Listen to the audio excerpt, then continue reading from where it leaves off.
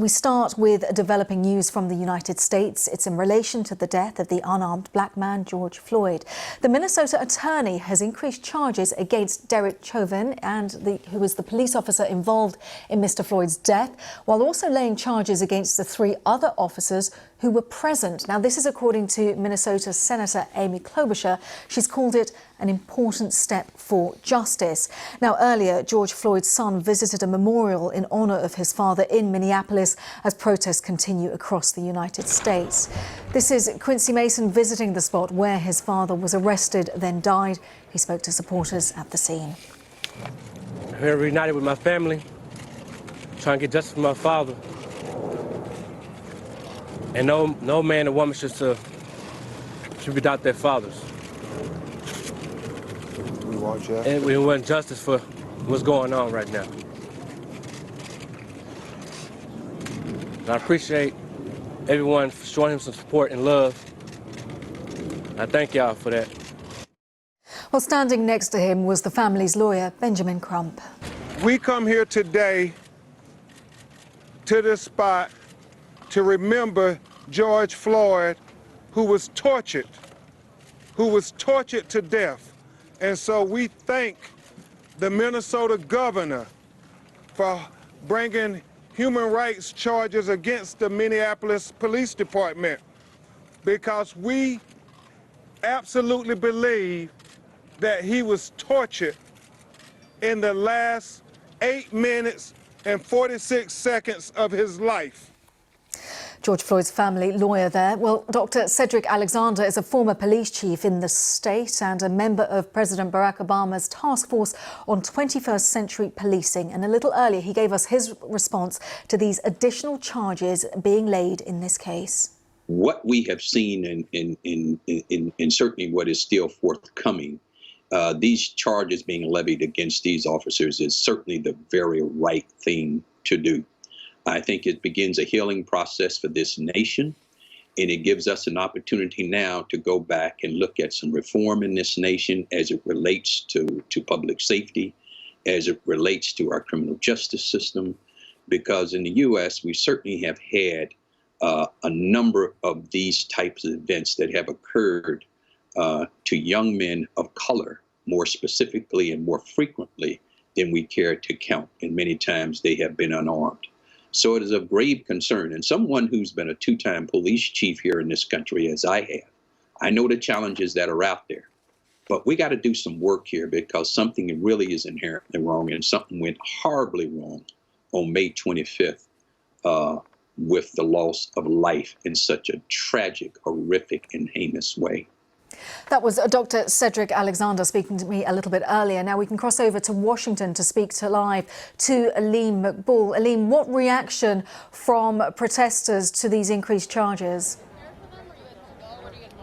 Yeah, well, protesters here outside the White House, and there's also another big demonstration going on outside the Trump Hotel, cheered when they heard the news. This is, of course, in part why they've been taking to the streets. It is, of course, all sparked by the killing of George Floyd, but what brought a lot of people out to the streets is anger over historic issues of discrimination at the hands of the police for African Americans here. But the tangible thing a lot of protesters were asking for were swift charges to be brought against all 4 police officers. Up until now, the man we actually see kneeling on George Floyd's neck for nearly 9 minutes had already been charged with third-degree murder and with manslaughter. Now that has been added to with an additional charge of second-degree murder. If he is convicted of that, he could get up to 40 years in prison. But what people were calling for every day on the streets here in Washington, but right across the country, was charges to be brought against the 3 men who were also involved in that interaction, who stood by as George Floyd died. That has now happened. They have been charged with aiding and abetting murder.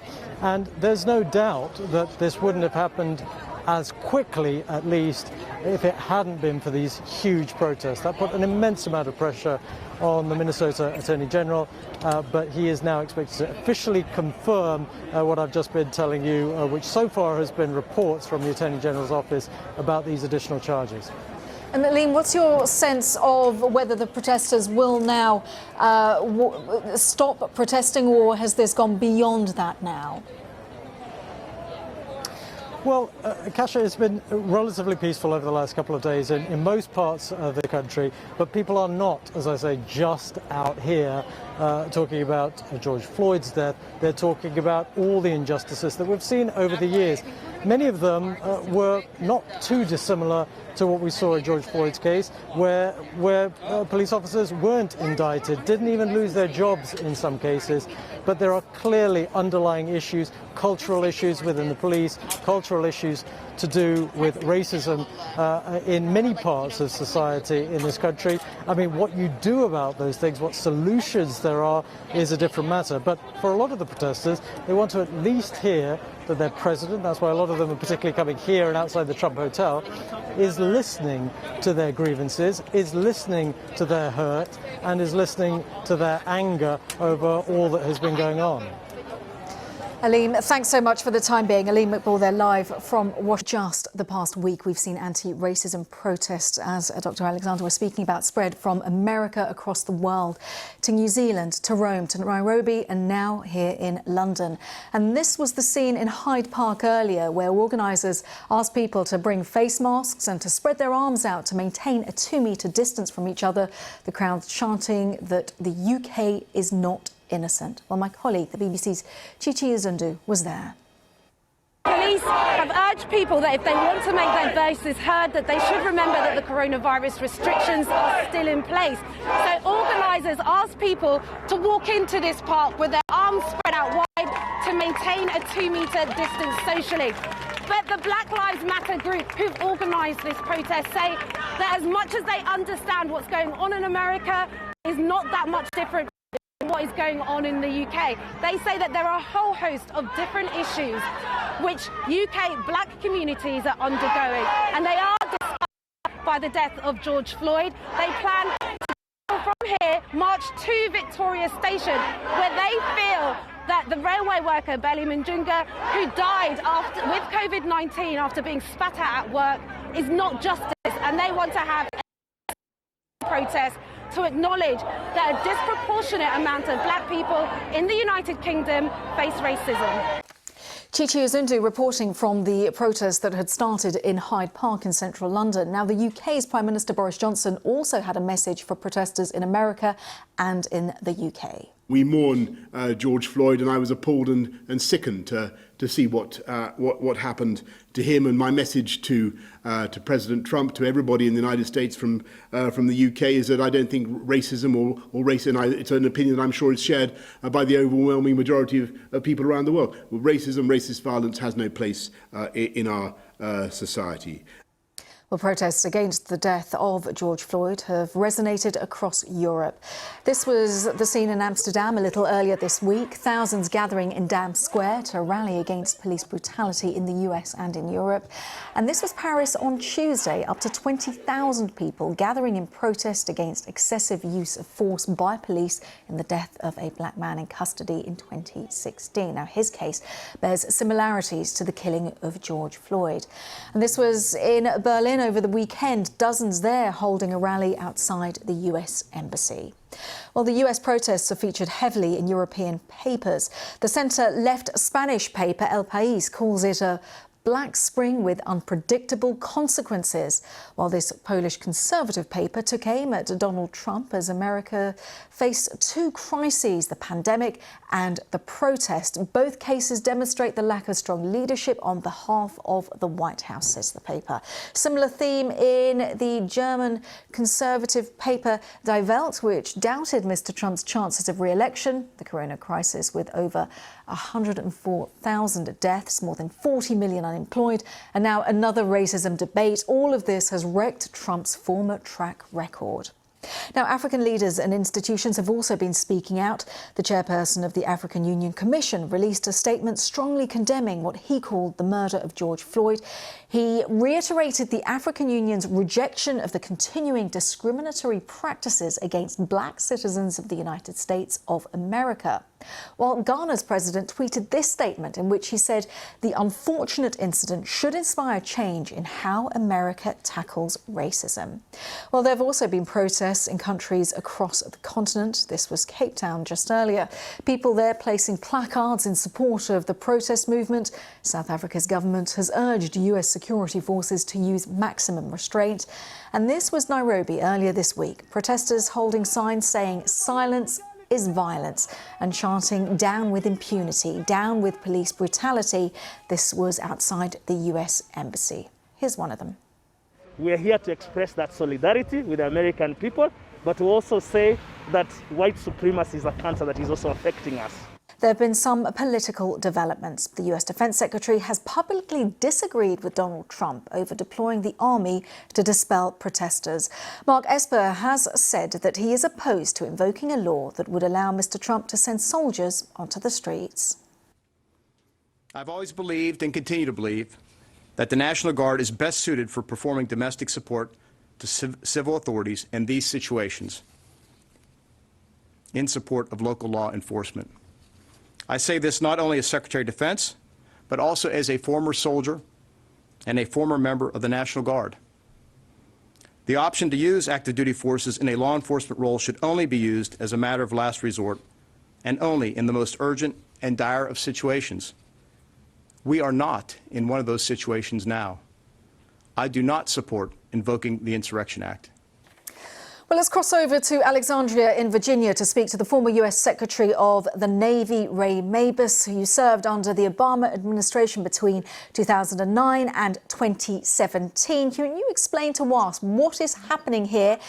Why are we seeing this disagreement between the president and between his defense secretary?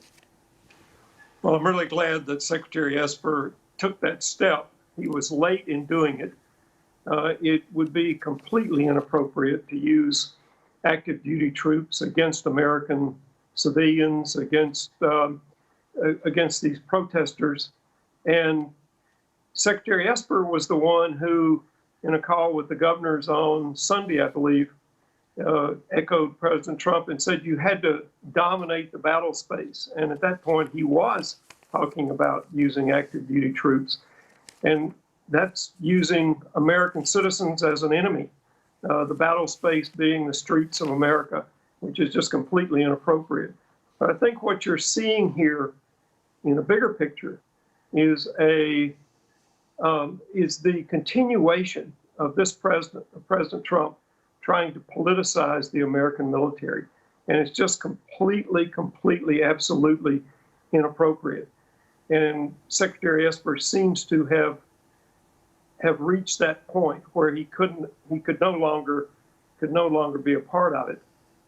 President Trump, everything from pardoning war criminals to inserting himself in military decisions that should only be made by military people, to losing 2 secretaries of the Navy because either he disagreed with them or because they took action so extreme trying to please him that they were forced out for other reasons. And so this trend in a democracy of trying to politicize the military is a really dangerous one. And I'm glad that Secretary Esper took himself out of it and said it needs to stop. We've seen active duty US troops being deployed in Washington, D.C. Why can the regular police force in the United States not deal with the protesters who are on the streets? I think the police force in the United States can deal with it. The governors in about half the states have activated National Guard units, which are appropriate to help deal with these situations. And I think that the president tried to invoke the Insurrection Act, more than 200-year-old act, to put active duty troops on just as a sort of phony show of strength. That it really had much less to do with the practicalities. It had much less to do with whether the National Guard and local police were up to the task, and much more of sending a message, which I think is a terrible message, of okay, we're gonna bring overwhelming force here. I'm in charge here.